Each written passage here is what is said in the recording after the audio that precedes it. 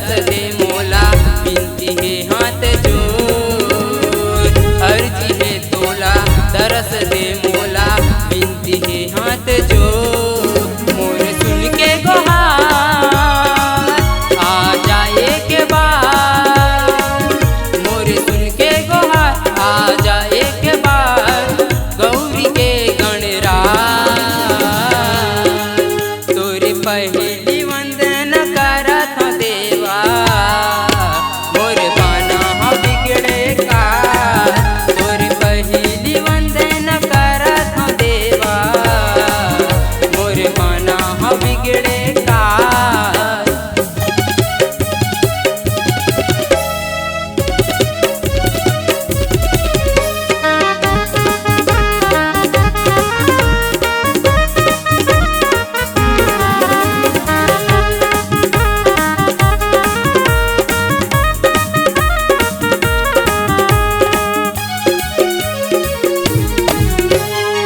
हे कृपालु करुणा के सागर ज्ञान के भंडार है।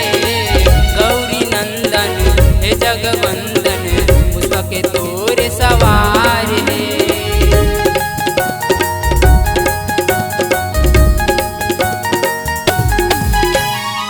हे कृपालु करुणा के सागर ज्ञान के भंडार है।